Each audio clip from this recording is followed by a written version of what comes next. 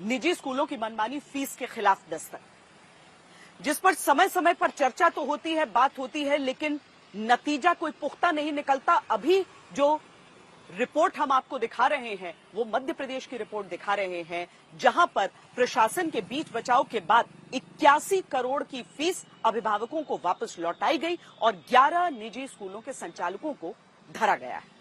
तो हमने पाया कि स्कूल मैनेजमेंट का जो पूरा कृत्य है, चाहे फीस के मामले में हो, चाहे किताबों के सिलेक्शन के मामले में हो, इन दोनों ही मामलों में बहुत डार्क शेड है और इसमें आपराधिक कृत्य की पूरी संभावना है। जबलपुर के कलेक्टर दीपक सक्सेना है, जिनकी निजी स्कूलों के खिलाफ दी गई जोरदार दस्तक देश में बड़ी मिसाल बननी चाहिए। मध्य प्रदेश में निजी स्कूलों के खिलाफ इस कार्रवाई का निचोड़ यह है कि मनमानी करके फीस बढ़ाने वाले 11 प्राइवेट स्कूल को अब 81 करोड़ रुपए 21,000 छात्रों को लौटाने होंगे।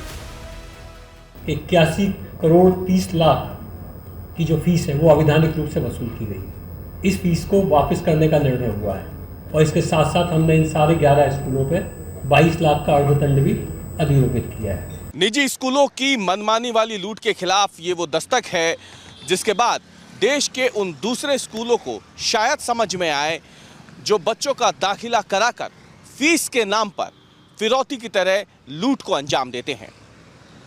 जबलपुर के निजी स्कूलों ने 2 अपराध किए थे। पहला, गलत तरीके से फीस बढ़ाकर वसूलना और दूसरा, नकली किताबें बेचकर पैसे लेना। ऐसा करने का इल्जाम 20 प्रिंसिपल और संचालकों पर है, जिन्हें पुलिस ने एयरपोर्ट के बाहर से और मॉर्निंग वॉक करते हुए पकड़ा।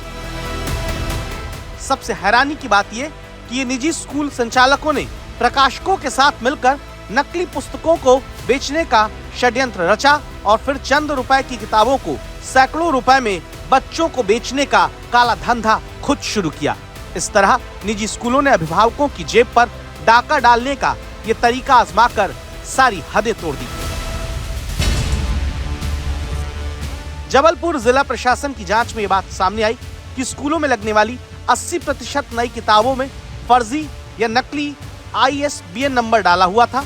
ISBN यानी इंटरनेशनल स्टैंडर्ड बुक नंबर।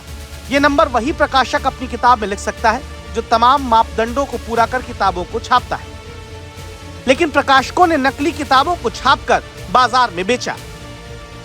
यही नहीं, स्कूल संचालकों ने फीस बढ़ाने की भी अनुमति प्रशासन से नहीं ली और ऑडिट में हेरफेर करके अपनी साजिश छुपानी चाहिए। ऑडिट रिपोर्ट की जो प्राप्तियों की जानकारी है उसमें आप हेरफेर कर रहे हैं। आपको पता है कि ऑडिट रिपोर्ट के मुताबिक आप फीस की वृद्धि नहीं कर सकते, इसके बावजूद कर रहे हैं और ऑडिट रिपोर्ट को छुपा ले रहे हैं। फिर आप जो है फीस वृद्धि की सूचना जानबूझ के शिक्षा विभाग को नहीं देते, कलेक्टर को नहीं देते, क्योंकि आपको पता है कि जैसे ही फीस वृद्धि की सूचना देंगे वो कहेंगे कि आपको बढ़ाने का पावर है कि नहीं। जबलपुर जिला प्रशासन की इस कार्रवाई से अभिभावक खुश हैं, जो लंबे वक्त से निजी स्कूलों की लूट का शिकार होते आए। अभिभावक संगठन का मानना है कि प्रशासन को इस कार्रवाई का दायरा बढ़ाना चाहिए ताकि अभिभावकों को लूट रहे स्कूलों पर शिकंजा सिर्फ जबलपुर ही नहीं, पूरे मध्य प्रदेश और फिर देश में भी कसा जा सके। तो 10% स्कूलों पर ही ये कार्रवाई हुई है और 10 स्कूल मिलकर अगर 81 करोड़ का घोटाला करते हैं तो मेरा ये बहुत क्लियर कहना है और मानना है कि इस लड़ाई को यहाँ तक लड़ने की जरूरत नहीं है, इसको बहुत व्यापक। हमने 1037 स्कूलों की बात की है, जिसको हमने कहा है कि लगभग 24,000 करोड़ का घोटाला होगा प्रदेश में। अगर वो प्रॉपर तरीके से ऑडिटिंग की जाएगी, उसकी जांच की जाएगी, तो आप देख लेना इससे ज्यादा बढ़ के घोटाला सामने आए। स्कूलों के बाहर अक्सर लिखा होता है शिक्षार्थ आइए सेवार्थ जाइए, यानी स्कूलों में शिक्षा के लिए आइए और शिक्षा हासिल करने के बाद समाज की सेवा के लिए जाइए। लेकिन ये लिखकर स्कूलों को ही लूट का अड्डा बनाने वालों के खिलाफ जो दस्तक जबलपुर में दी गई है, अब समय आ गया है कि देश और प्रदेश में निजी स्कूलों की मनमानी पर लगाम लगाई जाए। जबलपुर से धीरज शाह के साथ रवीश पाल सिंह, भोपाल, आज तक।